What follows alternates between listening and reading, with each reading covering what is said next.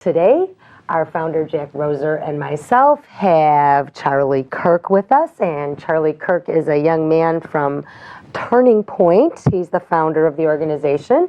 And Jack, how are you today? Well, I'm fine, but they've seen me before, but they haven't seen him. And this guy is a mover and shaker of young years that a marvelous experience you've done with your life.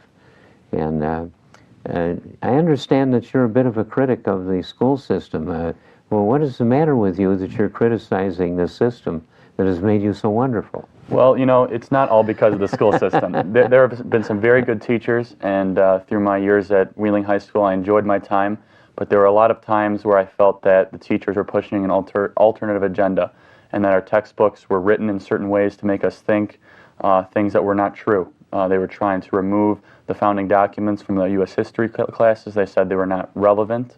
They really spent a lot of time on the progressive era, and our economics textbook was written by Paul Krugman from the New York Times, and in it was factually incorrect data. I stood up to my teacher several times, and I try to get other students to do the same. Now, I have a question for you. What do you mean they removed our founding documents? They made a motion to try to remove it. It did not pass in the school board, but they tried to remove it from our U.S. history class. Specifically our Constitution, our Declaration of Independence? Well, they tried to remove from our U.S. history classes everything before 1860, saying it was not relevant. That's stunning to me. Now, it did not pass. It did not make the news, of course, but it showed that some people found that our founding documents no longer had relevancy in our schools, which is really concerning. That is extremely concerning. Why?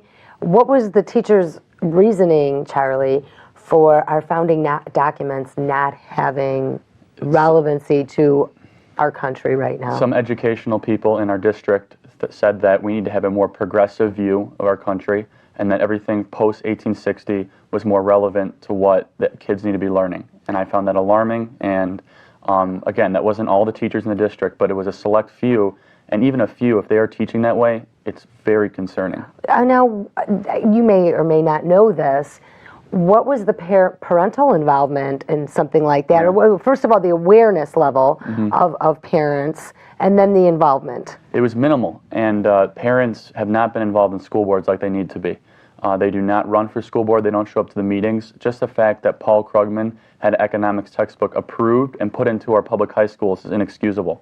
And that's, who is Paul Krugman, and why is he relevant to this conversation?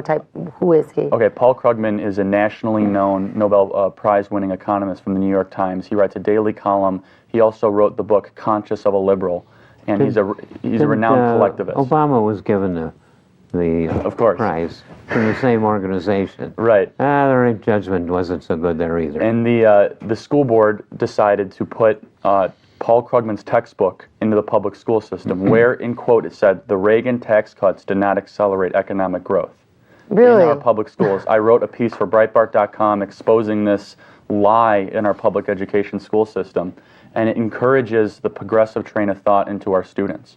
And it's unfortunate because if a young person wants to get into economics, they're probably going to look at Paul Krugman as a credible figure, but he's not economically viable. His statistics do not add up, and he writes for a very partisan news source, the New York Times. He should not be in our public school system, and we need more students to stand up. He's a propagandist. Very similar to it. He said that 9/11 was a stimulus and created jobs. He thinks that a broken window creates jobs. This is an economic myth called the broken window fallacy.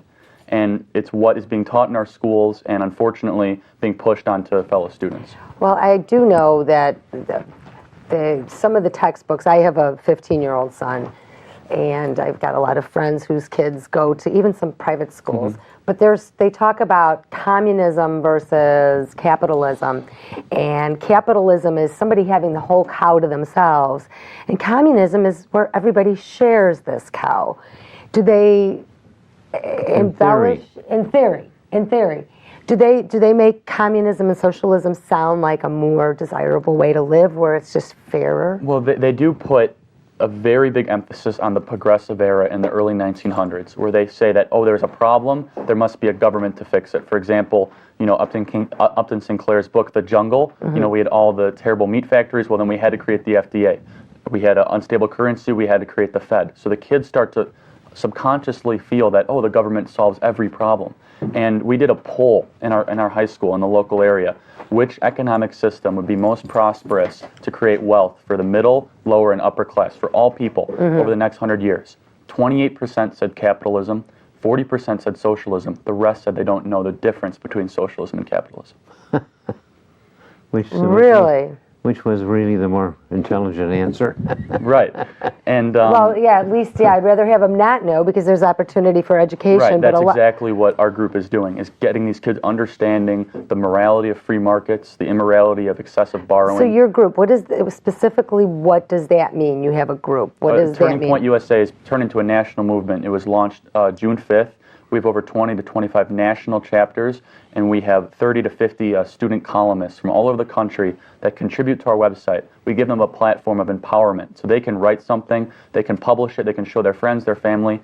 But let me ask you a question. Did so you have organize that while you were still in high school? At the ends of high school and then throughout the summer, yes. But Fantastic. you have a website. How specifically are you reaching out to this percentage? I think it's 40% that don't know the difference. Right. How specifically do you reach out to that 40% that's unsure Right. and then re-educate that other 40% that is obviously misled? We're doing it in 3 specific ways. Number 1 is Facebook and Twitter. Social media is extremely important. We have 12,000 likes. We're on the cutting edge of social media for young people. The second of which is in July. We're hosting hopefully one of the biggest debate tournaments in the Midwest. We're planning to have 300 to 400 high school debate teams come and debate fiscal policy. The third is a very innovative way that we came up with, and it's to reach that 40% of kids that usually don't care about politics.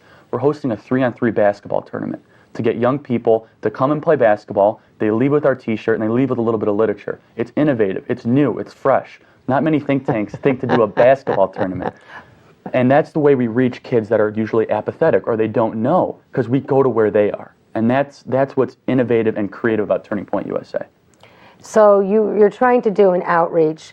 Now, do you have things right affiliated with the school? Because I know there are some young folks out of the Will County area too that have a youth program, and they reach out and they have meetings, and they've really tried to. They actually do you walk precincts and things like that? No, we do not do specifically for any candidate, at least this last election cycle. And the reason is we go at it in a nonpartisan point of view. Now, we believe in fiscal responsibility, free markets, but instead of, we encourage civic participation. We encourage people to be interns. A majority of our people in our group were interns for Joe Walsh or Congressman Dold. We love that. But also, we educate in meetings and debates. Like, we hosted a debate at the University of Wisconsin-Madison, and we're starting a chapter there. We have 20 high schools and colleges represented where they have meetings, and they gather and they educate their peers in innovative ways, like through basketball tournaments. Or one of the chapters, they emailed me, they said, "Can we do an ultimate Frisbee competition for Turning Point?" Like, how cool is that? Who would have thought of that otherwise? That's how you get college kids engaged in politics. You know, it's good to have the slideshow and the graphs, but we have to get them through the door first. But you get them through the door and you do this Frisbee thing and you give them literature. What's enticing them to even open this up? They give us their email. They have to like us on Facebook. They like us on Twitter. We tie them in perfectly, because through social media, it's kind of you lasso them in and then you reel them in later. Because these kids have their minds going in so many different directions that once you tie them in, they're going to be educated. What topics are you mainly interested there? What topics are you? The debt and the deficit. We think it's extremely relevant to our generation. We're going to have to pay it off, and it's immoral. Do you relate that to socialism and the market? We think that it's immoral, and we do call it socialistic behavior, absolutely. And we also focus on education. We think that every student should have a chance to learn, and we think that teachers are not being held accountable in our public school education system. To give some perspective, 50 teachers in the District 214 area earn $150,000 or more with no accountability. And you ask these students... That'll be Arlington Heights. Right, the Arlington Heights area, Mount Prospect, Elk Grove, and Wheeling area. And most of the students even believe that's excessive.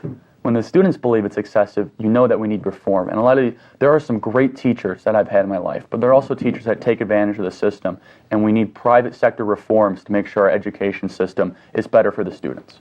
That's going to be censoring the textbooks, isn't it? Well, right now the textbooks are being shoved down our throat without with bias. Wasn't that censoring right there?